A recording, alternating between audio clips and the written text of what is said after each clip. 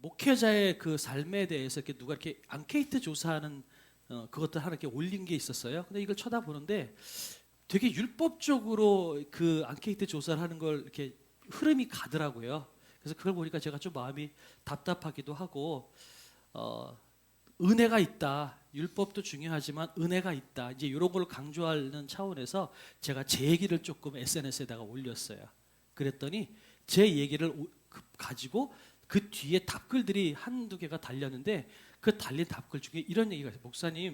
목사님의 사정은 정말 고생 많이 하셨습니다. 수고 많이 하셨는데 목사님은 목회하지 마세요. 이렇게 글을 남긴 거예요. 무슨 말씀인지 이해가 되시죠? 그러니까 제 상황을 놓고 보고 당신 같은 사람은 물론 사정은 딱하지만 목회하시면 안 돼요. 빨리 목회를 내려놓으십시오. 이렇게 글을 남긴 거예요. 마음에 확 긁혔어요.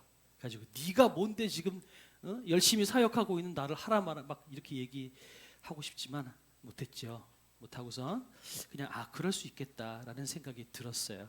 한편으로는 약간 위축이 되기도 하다가도 그러다가도 아니다. 하나님께서 나를 세우셨는데 내가 왜 그걸 자격이 없다고 누군가 나를 판단한다는 것 아니다. 난 그런 생각이 들었어요. 그래서 당당하게 살자 그런 생각이 드는데 이것은 저와 여러분 모두에게 해당되는 말일 수 있겠다라는 생각이 들어서 우리가 당당하게 살아갈 수 있는 이유가 있다라는 것을 오늘 좀 나눠보려고 합니다. 보시다시피 마태복음 1장 17절에 보면 이렇게 되어 있습니다. 모든 대수가 아브라함부터 다윗까지 14대, 그 다음에 다윗부터 바벨론으로 사로잡혀 갈 때까지 14대, 바벨론으로 사로잡혀 간 후부터 그리스도까지 14대더라. 14가 3번이 반복되고 있습니다. 그 14대라는 말은 어떤 의미를 가지고 있냐면 여러분 아시죠? 이 당시에 이 성경이 쓰여졌을 때에는 숫자를 가지고 문자를 쓴다는 것 여러분 기억하시죠? 그래서 예를 들어 데마트리아 방법이라고 이야기하는데 예를 들어서 요한계시록에 가보면 666이라고 하는 말이 나오죠. 그걸 짐승의 표라고 이야기하면서 우리는 한때는 그거 가지고 무슨 바코드를 쓰지 말아라 이런 얘기도 있었긴 했지만 666이 사실은 누구를 뜻하냐면 그 숫자를 문자로 바꾸면 네로 황제를 뜻하는 거예요.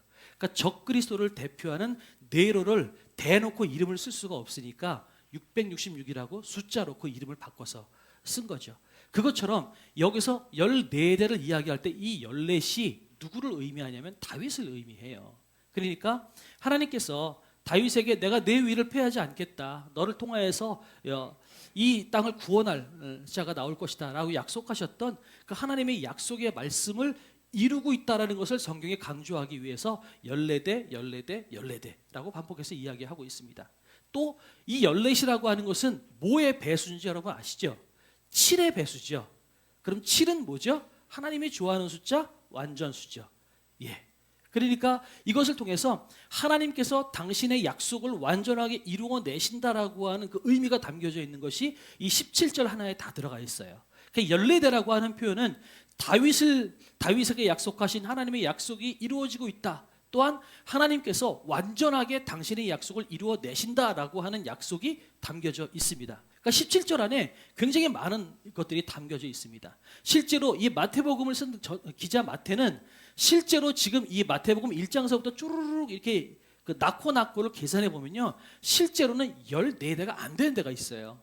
그런데 마태는 의도적으로 지금 이것 하나님께서 당신께서 약속하신 것을 이루겠다. 완전하게 이루겠다라는 것을 강조하기 위해서 의도적으로 14씩 끊었다라는 거예요. 실제로 계산해 보면 그렇지 않거든요. 빠진 사람도 있고 이렇게 돼요. 그것을 보면서 오늘 지금 성경이 이야기하고 있는 것은 하나님께서 약속하신 것을 반드시 이루어내시겠다라고 하는 그리고 이루기 시작하셨다라고 하는 그 메시지가 이 17절 안에 들어가 있습니다. 그런데 이게 족보잖아요. 근데 우리가 족보를 생각하면 보통 족보는 좋은 거를 넣을까요? 나쁜 것을 넣을까요? 좋은 것만 넣겠죠. 나쁜 건 의도적으로 족보에서 감춥니다. 예를 들어서 여러분 위인전기를 한번 생각해 보세요. 세종대왕의 위인전기, 저 어렸을 때 위인전기를 많이 읽었는데 보면 세종대왕의 치부나 이순신 장군의 단점이나 이런 것들이 나오지 않아요. 그죠? 세종대왕 한글을 창제하시고 많은 것들을 만들어낸 훌륭한 왕이라고만 얘기했지 세종대왕의 뒤편에 어떤 단점이 있고 어떤 아픔이 있는지는 위인전기에서 이야기하지 않는다라는 거죠. 그 의도가 있기 때문에 그것들을 빼는 거예요. 족보도 마찬가지죠. 우리가 족보를 이야기할 때 우리 족보 가운데 뭔가 이렇게 치부가 돼 있고 부끄러운 사람들은 어떻게 해요? 호적에서 파버린다라고 그러잖아요. 족보에서 지워버려야죠. 그래야 우리 가문이 영광스러운 가문, 좋은 가문이라는 것을 이야기할 수가 있겠죠. 그런데 이 마태복음, 예수님의 족보라고 이야기하고 있는 마태복음 1장에는 의도적으로 수치스러운 본문들이 몇 개가 들어가 있습니다. 퀴즈 나갑니다. 1절부터 17절까지 사이에 여성의 이름이 몇 명이 들어가 있을까요? 4명은 이름이 나오고요. 한 사람은 이름이 안 나와요. 그래서 얼핏 보면 4명처럼 보여요. 자, 유다는 다말에게서 베레스와 세라를 낳고라고 이야기하고 있습니다. 유다는 다말에게서 베레스와 세라를 낳는데, 다시 말해서 지금 자기 남편이 아니잖아요. 시아버지를 통해서 지금 자기 대를 잇고 있는 거예요. 수치스러운 거죠. 근친인 거죠. 유다는 다말에게서 베레스와 세라를 낳는데, 지금 다른 족보를 이야기할 때는 아브라함은 이삭을 낳고 이삭은 야곱을 낳고 남자 이야기만 쭉 나와요. 그런데 의도적으로 몇몇은 여자 이야기를 굳이 집어넣었어요. 그러니까 유다는 베레스와 세라를 낳고 이렇게 써도 되는데, 성경은 다말에게서 베레스와 세라를 낳고라고 해서 다말을 이야기하고 있습니다. 다말은 시아버지를 통해서 아들을 낳은 사람이고요. 다말은 학자들에 의하면 가나안 여인입니다. 이방 여인이에요. 두 번째, 살몬은 라합에게서 보아스를 낳고, 여기도 마찬가지예요. 살몬은 보아스를 낳고 그러면 되는데 굳이 라합에게서 보아스를 낳고라고 이야기하고 있어요. 라합은 누구죠? 가나안 사람이고 그 다음에 어떤 사람이죠? 성전 창기예요. 그러니까 윤리적으로 봤을 때, 우리 생각으로 봤을 때 우리가 용납하기가 쉽지 않은 사람이라는 거죠. 보아스는 마찬가지예요. 보아스는 오벳을 낳고 이러면 되는데 보아스는 루색에서 오벳을 낳고라고 굳이 이렇게 쓰고 있다는 거죠. 그러면 이 모압은 누굴까요? 모압은요, 룻이 두 딸과 역시 독시 근친을 해서 나온 아들들이 모압 족속이고 암몬 족속이거든요. 그러니까 이 모압도 암몬도 사실은 이스라엘의 공의 안에 들어갈 수 없는 사람이에요. 그죠? 역시 근친을 통해서 낳은 자손들입니다. 그런데 그 여인 룻이 누구라고요? 모압의 여인이에요. 그러니까 역시 신분이 좋지 않은 여인, 이방 여인이라는 거죠. 그런데 룻에게서 오벳을 낳았다라고 성경은 굳이 룻을 강조하고 있어요. 자, 6절에 보니까 이새는 다윗 왕을 낳으니라 다윗은 우리아의 아내에게서 솔로몬을 낳고, 여기는 이름도 안 나와요. 우리아의 아내가 누구죠? 바세바죠. 예, 다윗은 바세바에게서 솔로몬을 낳고라고 쓰지도 않고 굳이 우리아의 아내에게서 솔로몬을 낳고라고 써 있어요. 바세바를 우리아의 아내라고 강조하는 것은 뭐냐면, 우리아의 아내인데 다윗에 의해서, 다윗의 치정에 의해서 아들이 낳아졌다라고 하는 다윗의 잘못을 지금 지적하고 있는 겁니다. 그래서 다윗은 우리아의 아내에게서 솔로몬을 낳았어요. 바세바에 의해서 솔로몬이 낳았다는 거죠. 그 다음에 마리아에게서 예수 그리스도가 나오고 5명의 여인이 나왔습니다. 그러면 이 5명의 여인의 공통점, 마리아는 아니에요. 마리아는 그렇게 단점이 없고요. 마리아는 지적할 것이 없지만 그 앞에 4 여인의 공통점이 있어요. 첫 번째 뭐죠? 이방인. 두 번째 뭐죠? 윤리적으로 우리가 용납하기 어려운 사람들이에요. 다 근친, 성전 창기 이런 사람들인 거죠. 그죠? 룻은 아니네요. 그죠? 룻은 아니지만 아무튼 여러 가지 그 가문이나 그 흐름을 봤을 때 우리가 용납할 수 없는 부끄러운 과거를 가지고 있는 집안이라는 겁니다. 그런데 이 사람들을 굳이 성경이 이야기하고 있어요. 왜 이야기하고 있을까? 첫 번째는요, 여러분, 이스라엘의 구원은요, 하나님께서 구원하시는 구원의 방법은요, 구원은 이스라엘만 구원하시는 것이 아니라 장벽을 뛰어넘어서, 한계를 뛰어넘어서 하나님께서 모든 민족과 열방을 구원하기 원하신다라는 마음이 담겨져 있는 겁니다. 이스라엘만 구원하는 것이 아니라 하나님은 이방인까지도 구원의 문이 열려 있다라는 것을 이 여인들을 통해서 이야기하고 있는 겁니다. 두 번째, 하나님께서 택하시고 구원하시는 방법은요, 우리의 능력, 우리의 윤리적인 잣대, 우리의 행동에 의해서 결정되는 것이 아니라 뭐에 의해서 결정난다고요? 전적인 하나님의 은혜에 의해서 결정나는 겁니다. 우리 윤리적인 모습으로 봤을 때는 저 사람들은 상종할 수 없는 사람들이에요. 그죠? 말도 안 되는 여인들인 거죠. 그런데 하나님은 그를 선택했다는 거죠. 이것이 하나님의 은혜예요. 우리가 이것을 기억하시면 좋겠어요. 왜 하나님께서 야곱과 에서 중에 야곱을 선택하셨을까요? 에서보다 야곱이 훨씬 더 나쁜 사람이에요. 가만히 보면 야곱은 태어날 때서부터 자기 형 뒷발꿈치 붙잡고 나온 사람이에요. 태어날 때서부터 잔머리 굴리기에 1등이었던 것이 야곱이에요. 야곱이 속이는 일들을 굉장히 많이 했거든요. 근데 왜 하나님께서 에서를 안 택하시고 야곱을 선택하셨을까요? 몰라요. 다만 우리가 확실히 알 수 있는 건 뭐냐면 하나님께서 야곱을 선택하셨기 때문에 야곱을 통해서 이스라엘의 민족이 나올 수 있다는 겁니다. 이게 하나님의 은혜인 거예요. 이 말은 오히려 윤리적으로 나빠 보이는 야곱을 하나님께 선택하셨다는 것은 거꾸로 우리에게 본다면 우리 같은 사람, 하나님의 잣대로 봤을 때 도저히 구원받을 만한 자격도 없고 능력도 안 되는 나 같은 사람을 하나님께서 전적으로 택하시고 구원하셨기 때문에 우리가 구원받았다는 것을 우리가 믿을 수 있는 거예요. 우리가 윤리적으로 잘 살아서 우리가 부자여서 아니면 하나님의 마음을 언제나 흡족해 해드리기 때문에 구원받았다? 그게 아닌 거예요. 전적인 하나님의 은혜로 구원받았다는 것을 성경이 이야기하고 있다는 겁니다. 이것이 이 네 여인들을 하나님께서 성경 안에 집어넣은 것이라는 겁니다. 특별히 이 여인들을 보면 다 같이 하나같이 수치스러운 여인들이에요.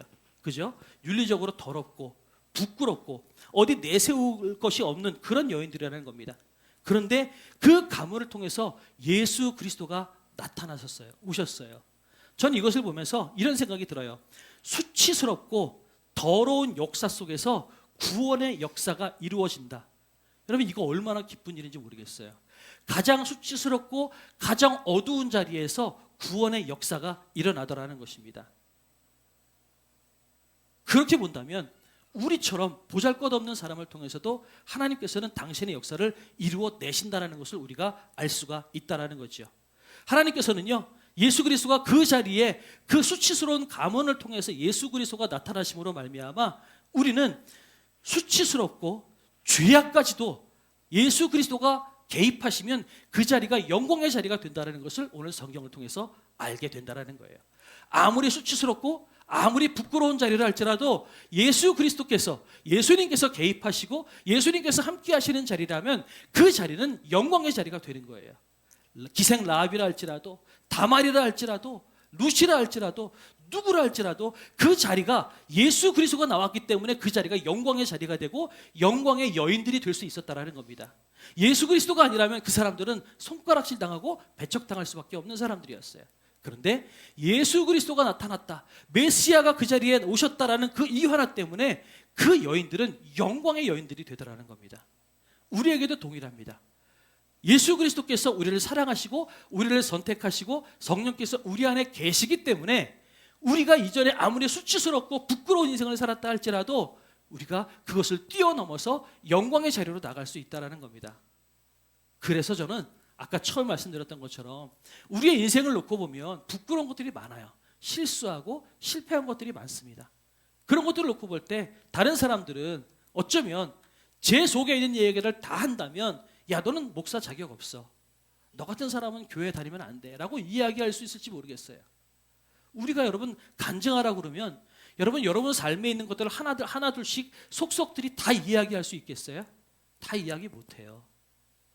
여러분 안에 어느 누구에게도 이야기할 수 없는 마음속에 깊은 그 죄악의 문제들, 부끄러운 문제들, 실패했던 시간들, 그것들 여러분 다 가지고 있단 말이죠. 그죠? 그런데요, 우리가 지금 이 자리에서 예배하고 살아갈 수 있는 이유는 뭐라고요?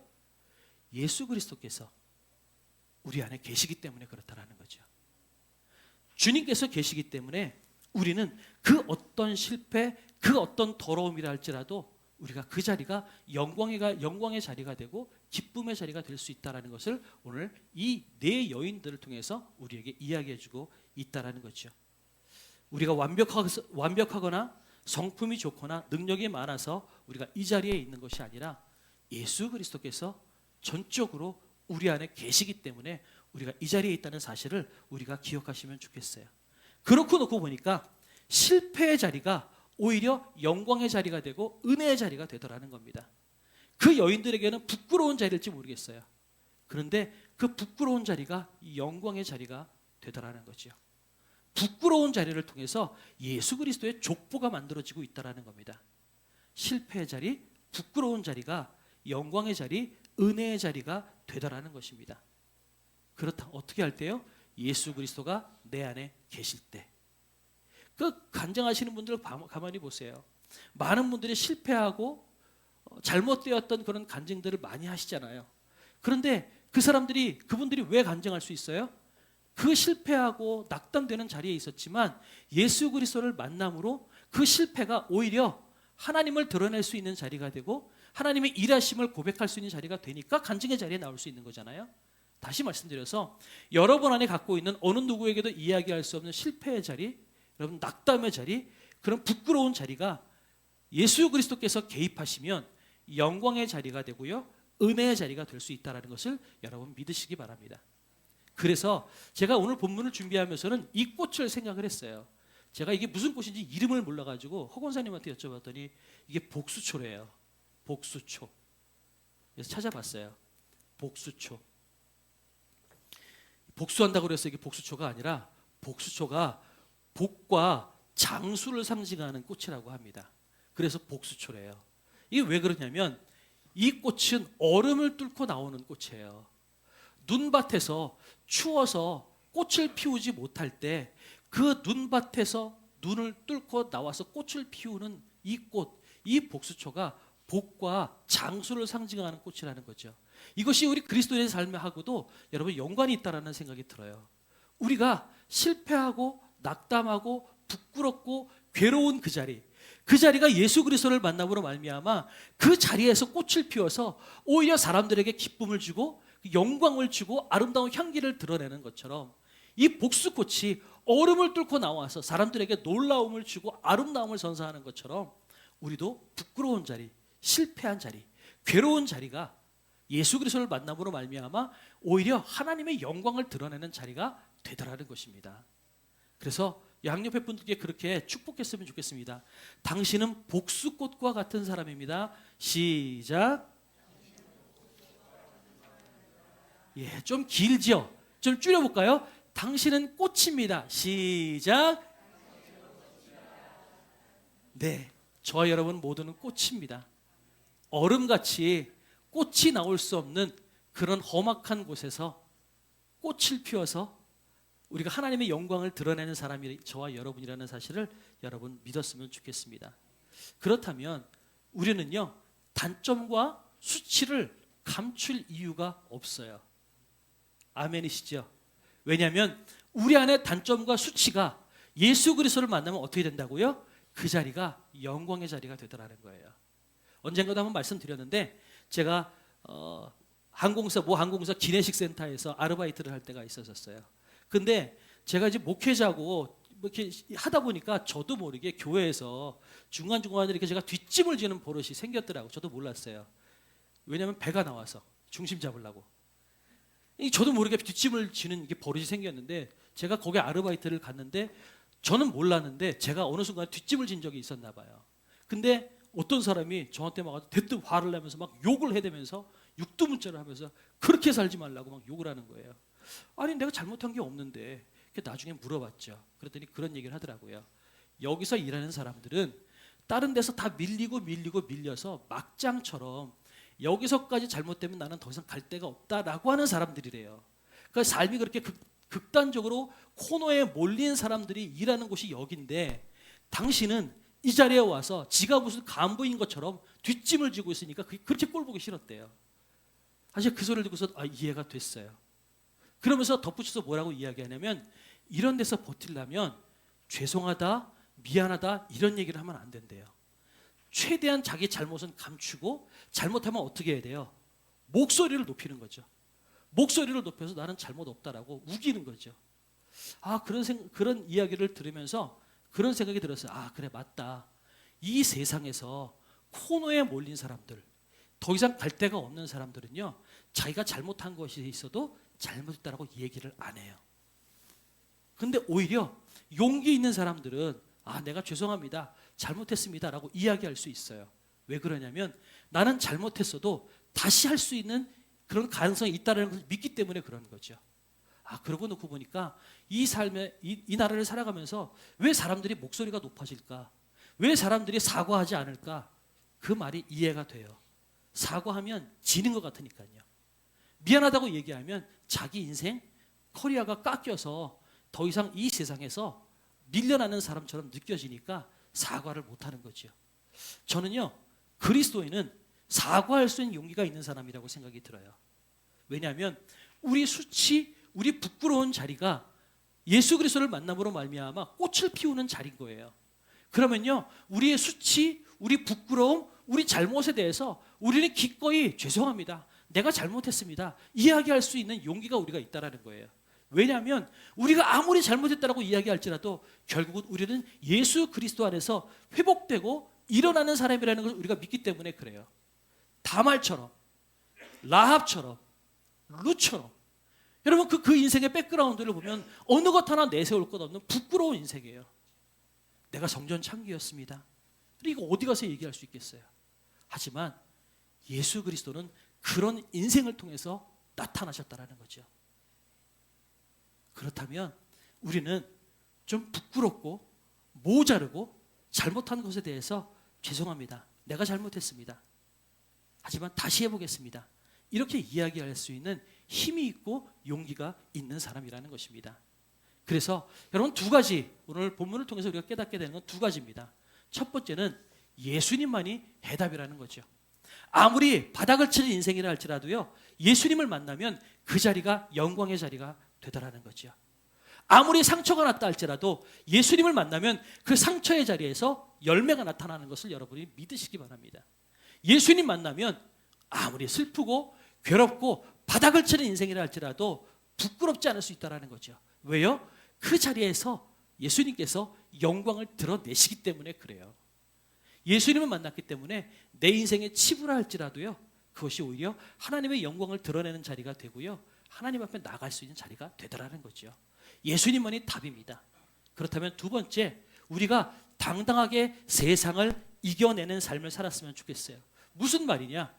우리가 아무리 떨어지고 바닥 같은 인생이라 할지라도 예수 그리스도를 만남으로 말미암아 우리의 삶에서 열매가 드러난다는 것을 믿는다면, 세상이 아무리 우리에게 당신은 못생겨서 안 돼, 당신은 능력 없어서 안 돼, 당신은 나이 많아서 안 돼 라고 이야기할 때, 아니다, 내 안에 예수 그리스도가 계시기 때문에 나는 할 수 있다 라고 하는 세상을 이기는 삶을 살았으면 좋겠어요.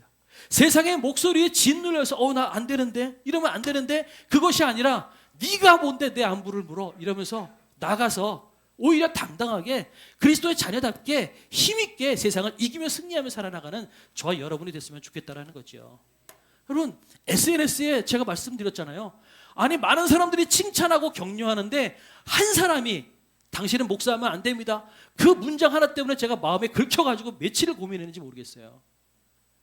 이렇게 약한 거죠. 근데 그러다가 이거 아닌데, 하나님이 나 목사 만드셨는데 네가 뭔데 나를 하지 말라고 그래, 그죠? 너 전화번호 대. 그러고 싶지만 어차피 싸워봐야 제가 질 걸로 뻔하기 때문에 어쩔 수 없었어요. 그렇다라는 거죠. 어느 누구도 나를 판단할 수 없어요. 하나님의 손 안에 있다면 어느 누구도 우리를 비난하거나 정죄할 수 없어요. 믿으시죠? 그런 마음으로 여러분 당당하게 세상을 이겼으면 좋겠습니다. 우리 직장생활 하시는 분들 되게 많아요. 하시다 보면 욕도 먹죠, 화도 나죠, 때로는 억울함도 당해요, 분노하고요, 열받아요. 하지만 여러분 믿으십시오.